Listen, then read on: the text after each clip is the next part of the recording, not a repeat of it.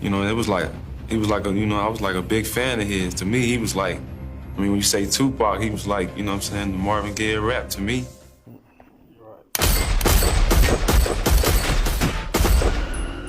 After Tupac's murder, Keffe D and his crew left the white Cadillac together with the pistol, which was placed on one of the tires. When they returned to the hotel, they drank and smoked weed as if nothing had happened. Yeah. Okay, they're moving some suspects. We don't know what's going on. Hopefully, Tupac Shakur is not dead. Where is Tupac? We don't know. That's supposed to be the... Next day, after they had spent a fun night, they picked up the Cadillac, but the pistol was already gone. When they were heading home, Orlando told Keffe, "Don't tell nobody what happened, not even your mama. Don't say a motherfucking thing." Keffe agreed that it is best not to tell anyone about this. The streets were genuinely disturbed by the death of Tupac and questioned about what happened in Las Vegas, to which they answered with simply nothing. They didn't use the Cadillac for a few days before they decided to clean it up. They also decided to paint it to hide traces of the crime and to forget about the incident once and for all. However, it was already too late. The thing is that, as Keffe D says, MTV started airing mass news headlines with the title Keffe D's Nephew. All of this news came to light when Suge Knight mentioned Keffe D and Orlando Anderson in an article about Pac's murder. Keffe stopped checking the news and called Suge Knight a snitch. After Tupac's murder, shootings broke out in Compton after the Southside Crips were suspected of being involved in the rapper's murder. I think in the next 10 days, we had 3 people murdered and I want to say 11 shootings. Keffe claims that Suge Knight himself was involved in these shootings as he wanted to find Orlando. Keffe knew where the boss of Death Row was at, and he wanted to pay him a visit. He headed there with his men. One of them was dressed in a UPS uniform. They went up to Suge's studio, but he did not open the door. If he would have opened the door, it would have very likely been killed. I ain't gonna go into the detail like you try to get me waxed. Okay. Go ahead. The conflict with Death Row didn't die down. One day, policeman Reggie Wright Sr., who happens to be the father of Death Row's bodyguard, Reggie Wright Jr., paid Keffe D a visit. He was worrying about his son and told Keffe, "If you kill my son, you asshole, you will pay for it." After that, Keffe understood that he needs to be ready for everything, since, after all, people in Suge's circle was clearly in an aggressive mood. 3 days after Pac's murder, Zip met up with Keffe at a cafe, and it was at that moment that Puffy called and asked, "Was it you?" According to Keffe's claims, he stayed quiet, but Greg Kading says that he confessed about the deed to Puffy. And Keffe D, I'm sorry, Puffy asked him, "Man, was that us? Was it, what just happened out there?" Keffe D's like, "Yeah, that's us." Keffe D had a close friend that goes by the name C-Red, who's basically Keffe's right-hand man in his drug business. And it is this very person who was initially supposed to be one of the accomplices in Tupac's murder. However, he chickened out, and Keffe changed to another car, to that very Cadillac. And generally speaking, a few weeks later, C-Ray's next-door neighbor got killed. The dude wasn't from Southside, but he grew up in their neighborhood. He worked as a Compton Unified School police officer and also volunteered with the Compton Police. The guy was on his way to work to drop his daughter off at school. He put his daughter in the car, then he walked around to get in the vehicle. A red car came around the corner. They shot him 35 times with an AK-47. That hit was meant for C-Ray. They got the wrong person. After that failed hit, C-Ray decided to start working with the police and became a confidential informant. C-Ray had information stating that Suge was paying $100,000 for Keffe and Orlando's heads, which he informed the drug lord about.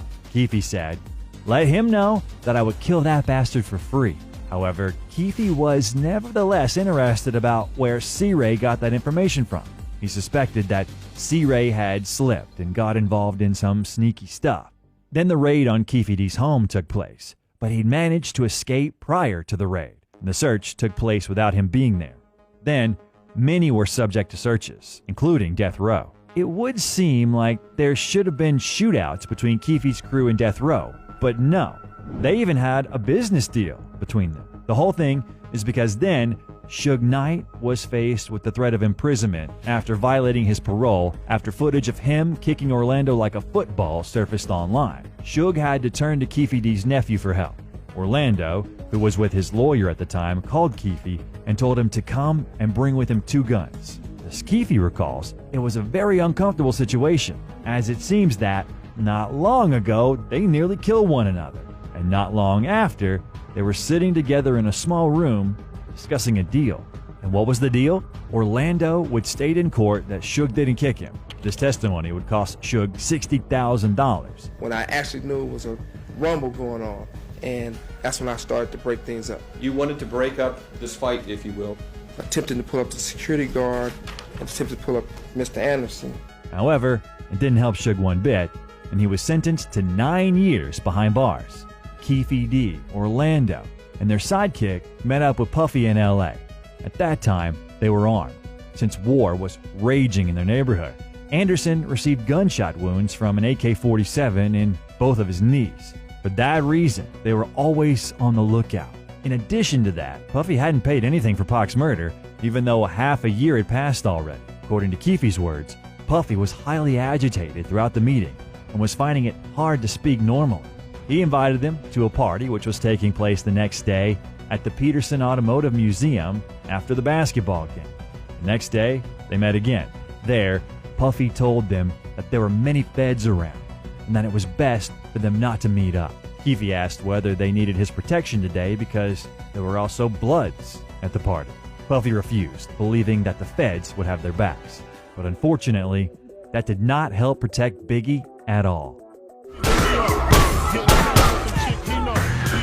After Biggie's murder, many started suspecting Keefe D because they believed that he killed him because he wasn't paid for Pac's murder. While it is true that he was not paid, Keefe actually hung out with Biggie a few times, and Biggie and his circle were on good terms. Because of that, Keefe was subject to another raid, and they found an Impala car. Biggie Smalls was shot at from this very car model. However, at that time, every other celebrity had such a car in their garage, so the police couldn't find evidence that it was the same Impala. What's more is that it was of a different color.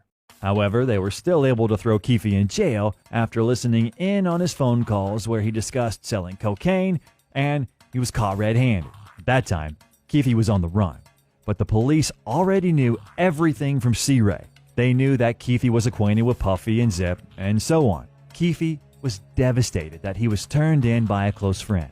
He was sentenced to 6 years behind bars, and during the time of his sentencing, Baby Lane, aka Orlando Anderson, died in a shootout. He was with his friend Michael Duro next to a car wash, where they met two guys who owed them money. In the end, Orlando pulled out his gun and fired at one of them. Orlando was fired at in return, and then Michael shot at the guy who shot at Orlando.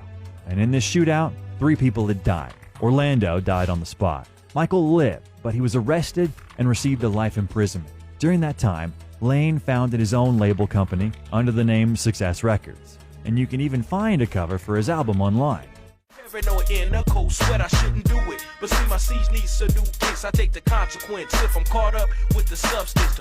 Let's talk a little bit about Big Dre, who happens to be one of the main suspects of those who shot at Tupac. After all, he was sitting with Orlando in the back seat where the fatal wounds were shot from. He founded his own label company and even released an album which includes famous rappers. The most interesting part is that the name Snoop Dogg appears on the record. That's quite the news, guys, and it seriously took me by surprise. Who would have thought that one of Tupac's killers features in his album none other than Snoop, who was Pac's friend? And the description of the album says the following: this album is dedicated to all the fallen soldiers. And in this list, we can find the name Baby Lane, aka Orlando Anderson. So it happens that Snoop took part in an album that was dedicated to Orlando Anderson. What a discovery. Big bosses, 100,000 we tossing up. Cute faces, big butts, chalk them up. All right, this isn't about Snoop, and we'll go back to Big Dre, who truly was big. Due to his extremely large weight, he faced a lot of issues with his health at the beginning of the 2000s, and in 2004, he passed away from health-related issues. In 2007, Keefe D met up with Puff Daddy's former stylist. The stylist informed him that Puff had paid Zip money for the murder of Pac, but Keefe didn't receive a cent. With that money, Zip supposedly opened up a nightclub in New York. Zip has been deceased since 2012, when he supposedly died of cancer. Keefe D was yet again under the watchful eyes of cops after Biggie Smalls' mother filed a lawsuit against the city of Los Angeles. At one of the preliminary hearings, the judge stated that if the city was to lose the lawsuit, then the payment for losses and damages could amount up to $400 million, which is apparently the estimated amount that the court found suitable for the damages. For that reason, they were obligated to solve the case. In the end, Greg Kading took over the investigation. At the beginning, David Mack and Amir Muhammad were the suspects in Biggie's murder. However, after a long investigation, it became apparent that they were not involved in the murder. A little later, they went after Keefe D, who refused to give them any information. At that time, the feds were investigating Keefe D and other members who were involved in drug dealing throughout the entire country. So they were not only able to sentence him for life behind bars, but they were also able to involve his family members. For that reason, Keefe decided to recount everything he knows, including what happened on the 7th of September, 1996. I seen the bullet going Suge head. I thought he was dead. So Tupac's trying to jump in the back seat. And what Suge doing? Just ducking? After that, in 2015, Terrence Brown, who was the driver of the Cadillac, was found dead in Compton at Glow Gang Worldwide. Him and the store owner were killed. DJ Vlad asked why Bubble Up, aka Terrence Brown, was in question after Keefe D's confession, to which Greg responded by saying he tried, but nothing worked out, and the Las Vegas Police Department was not interested in it. In that same year of 2015 was the release of the movie Murder Rap, inside the Biggie and Tupac murders. The story was constructed based on Kading's investigation, in which he recounts all the details of the murders of the legendary rappers and who is responsible for them. Keefe D then released his own book, where he talks about his life and about the music industry, how he got to know Diddy, and so on. And he began giving interviews to various YouTube channels in which he mentioned that he regrets getting involved with the boss of Bad Boy Records. He also regrets getting involved in drugs and taking part in Tupac's murder, even though he thinks that Pac got what he deserved, because no one can lay a finger on his family. I told you I beat 3 of the baddest entities in the world. United States government, fucking cancer, and the streets. But, as we all know, not long ago, revenge took place. And on the 29th of September 2023, Keefe D was arrested. And my goal here today is to walk you through our investigation and what led us to the indictment of Dwayne Davis, also known as Keefe D, for the murder of Tupac Shakur.